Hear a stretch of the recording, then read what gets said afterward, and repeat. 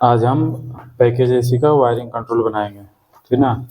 इसमें मैं जो वायरिंग जो पैकेज एसी का जो वायरिंग बनाते हैं ड्राइंग में, हम लोग पेपर पे वायरिंग डायग्राम बनाना सीख गए हैं। किस तरह से पैकेज एसी का वायरिंग डायग्राम बनाते हैं, अभी इससे हम प्रैक्टिकल करेंगे। प्रैक्टिकल करने के लिए हमें क्या क्या सामान चाहिए?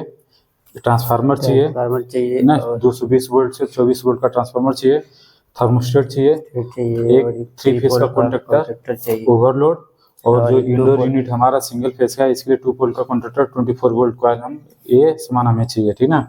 सेफ्टी डिवाइस के लिए हम LPHP और टाइमर यूज करेंगे, ठीक। तो हम सबसे पहले क्या करेंगे, मेन सप्लाई देंगे ट्रांसफार्मर को 220 वोल्ट। 220 वोल्ट हमारा ये जो वायर है, एक ब्लैक कलर का वायर है और एक रेड कलर का वायर है, इसमें हमारा 220 वोल्ट जाएगा मेन सप्लाई, ठीक ना।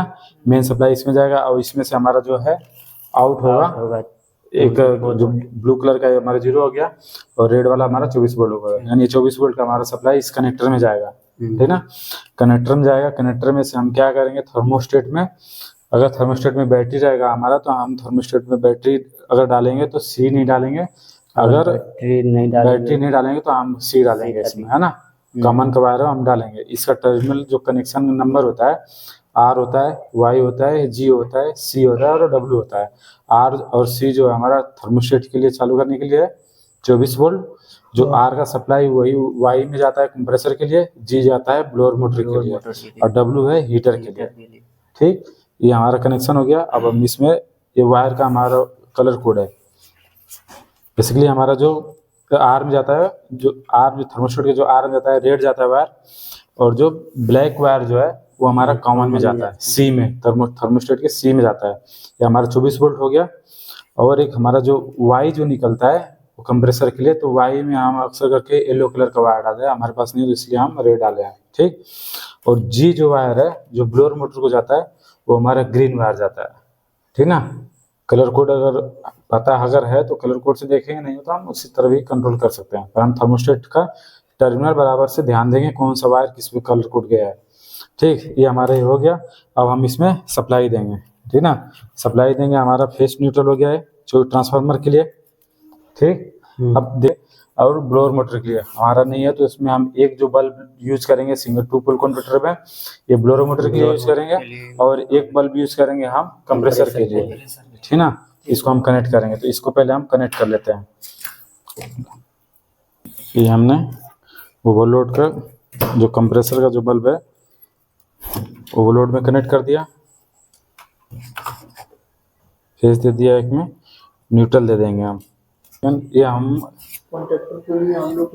कनेक्ट कर दिया बल्ब, एक है ना, एक इंडोर यूनिट के बल्ब कनेक्ट कर दिया है ना।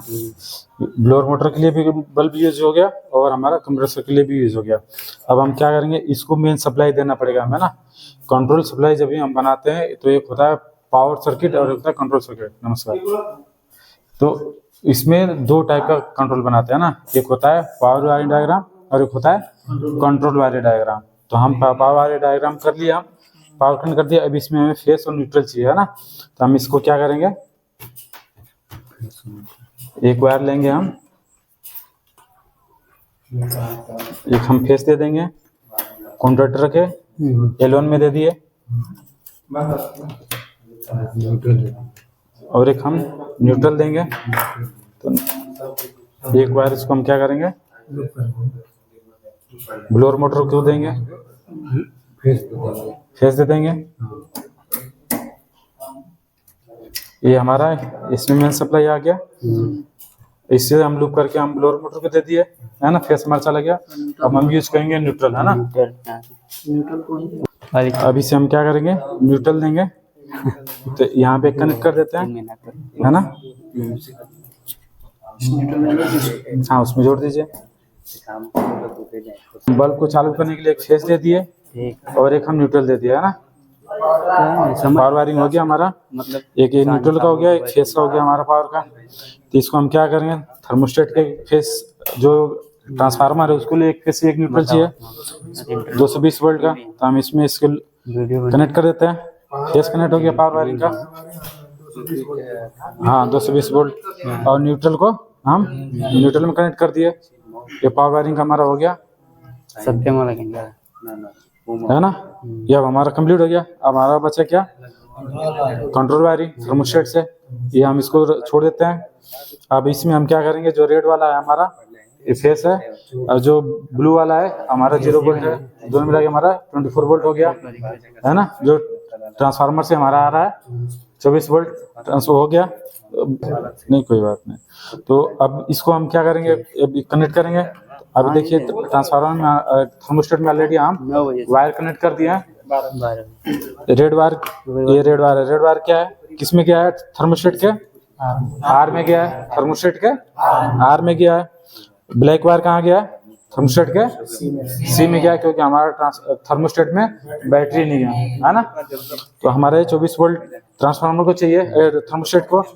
तो एक वायर हम इसको क्या करेंगे, ब्लू में कनेक्ट करेंगे। ब्लू हमारा न्यूट्रल है ना, 0 वोल्ट है। तो इसको हम कनेक्ट कर देते हैं। तो हम 0 वोल्ट हम लोग कनेक्ट कर दिए ब्लैक में, थर्मोस्टेट में, है ना। और एक जो हमारा वायर इसी में से लूप करके दिया है, क्या किया है, ये हमारा 0 वोल्ट आ रहा है, 0 वोल्ट हम ब्लोअर में दे दिए A1 में, उसी से लूप करके, क्योंकि हमारा जो कॉमन होता है वो हमारा सीरीज में रहता है ना, एक में कनेक्ट रहेगा, सीरीज में रहेगा। तो एक तो मेन यहाँ से कनेक्टेड से आया हमारा ब्लोअर मोटर के A1 में चला गया, उससे दूसरा एक वायर लेकर के हम कंप्रेसर कनेक्टर के लिए हम A1 में हम न्यूट्रल दे दिया है ना।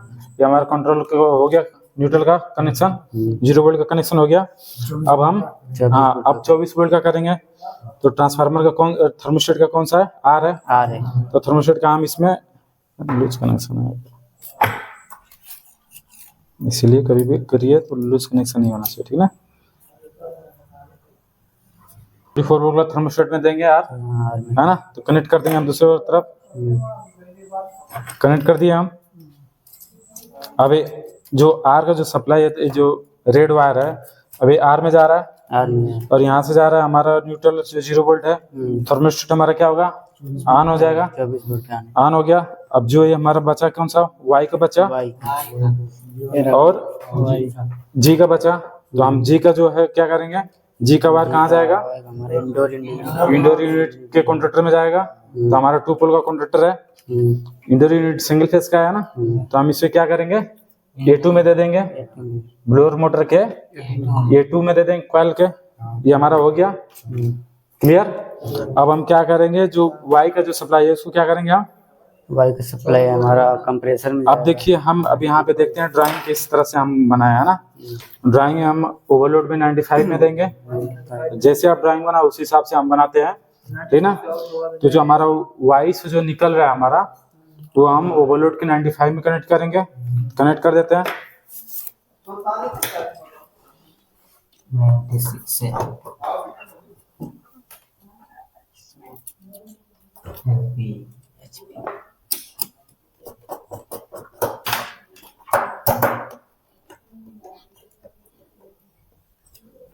लूज कनेक्शन चेक कर लेंगे, लूज कनेक्शन तो नहीं है, हमने लगा दिया है ना। अब 96 से आउट होगा ओवरलोड का, है ना। तो 96 से आउट होगा तो कहाँ जाएगा, हमारा हाई प्रेशर में, हाई प्रेशर एसपी में। तो ओवरलोड के 96 पॉइंट पे हमने कनेक्ट कर दिया।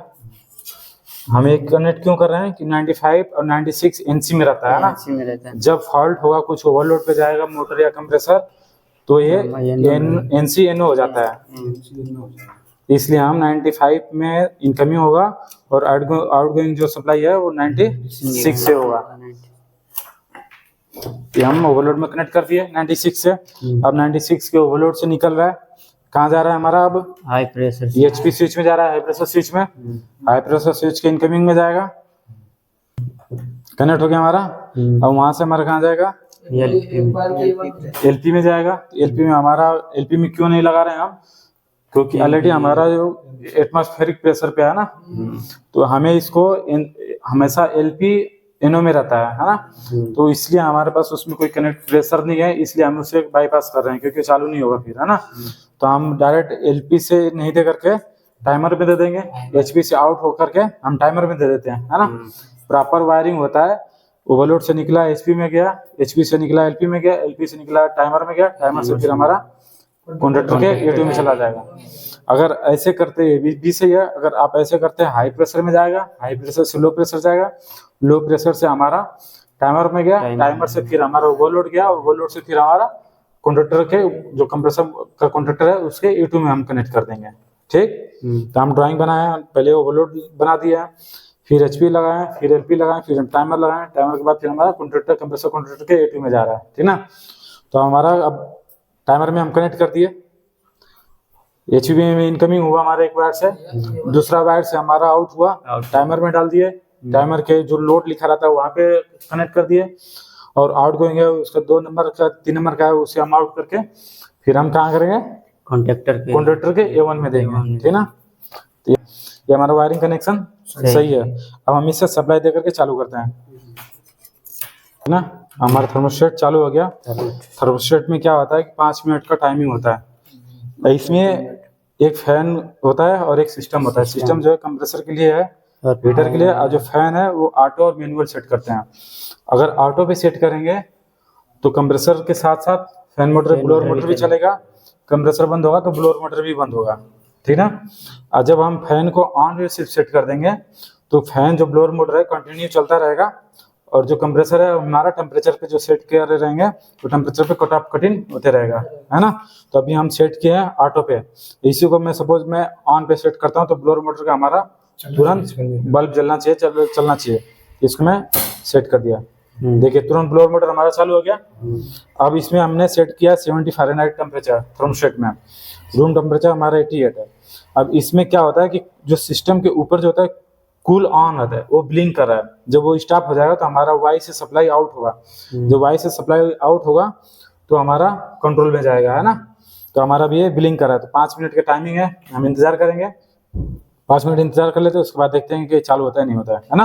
कैसे कि इसमें 5 मिनट का इसमें टाइमिंग है, हम यहाँ से वाई के जा रहा है, इधर से 5 मिनट टाइम लेगा, उसके बाद फिर हमारा टाइमर में जो टाइमिंग सेट किया है वो टाइमिंग लेगा, उसके बाद हमारा आगे को कंडक्टर को कंप्रेसर के लिए सप्लाई भेजेगा। है ना, अब देखिए हमारा क्या हो गया, चालू हो गया, हमारा चालू हो गया ना कंप्रेसर का। टाइमिंग लिया 5 मिनट लिया, 5 मिनट लेने के बाद फिर हमारा कंप्रेसर चालू हुआ है ना। ये हो गया हमारा एक कंप्रेसर का हो गया 3 फेस का, और ये हमारा 2 पोल का लोअर मोटर सिंगल फेस का है ना। ये हमारा चालू हो गया सिस्टम दोनों। अब देखिए इसमें हमारा रूम टेम्परेचर कितना है, 89 ये फ़ारेनहाइट में है, और सेट पॉइंट है 70 है ना। अब इसको हम टेम्परेचर को हम क्या करेंगे, बढ़ाएंगे। अब देखेंगे कट ऑफ कटिंग होता है कि नहीं, तो हम इसको बढ़ाते हैं, देखते हैं। है ना, जब दोनों सेम टेम्परेचर रूम टेम्परेचर और सेट पॉइंट टेम्परेचर आएगा तो क्या होगा, कंप्रेसर कट ऑफ हो जाएगा, ब्लोअर कंटिन्यू चलना चाहिए, फैन बंद होना चाहिए। क्या हो गया हमारा, कट ऑफ हो गया, कंप्रेसर बंद हो गया, ब्लोअर कंटिन्यू हमारा चल रहा है। क्यों चल रहा है, क्योंकि हम फैन को ऑन पे सेट किया है ना, चल रहा है हमारा कंटिन्यू।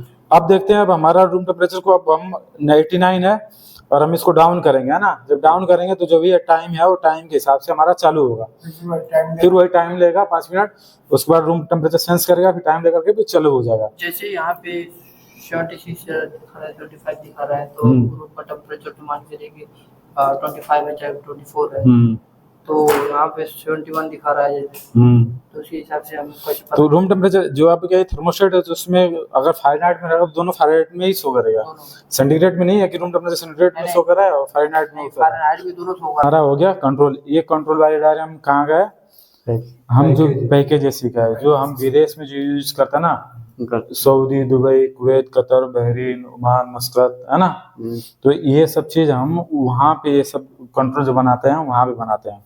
जितना भी मशीन रहेगा, समझ रहे हैं, जितना पैकेजेस ये डीएक्स है, मिनी स्प्लिट है, अक्सर करके यही कंट्रोल बनाया जाता है। हाँ, थर्मोस्टेट से ही कंट्रोल वायरिंग बनाएंगे। तो मान लो पीसीबी से पीसीबी खराब हो गया ना, तो ज़्यादा करके वो बोलेंगे इसको मैनुअल ड्राइंग बना दो, कंट्रोल बना दो, तो कंट्रोल हम इसी तरीके से ही कंट्रोल बनाएंगे। ठीक ना, तो आप लोग बना सकते हैं ना, कोई डाउट है, कोई डाउट नहीं ना।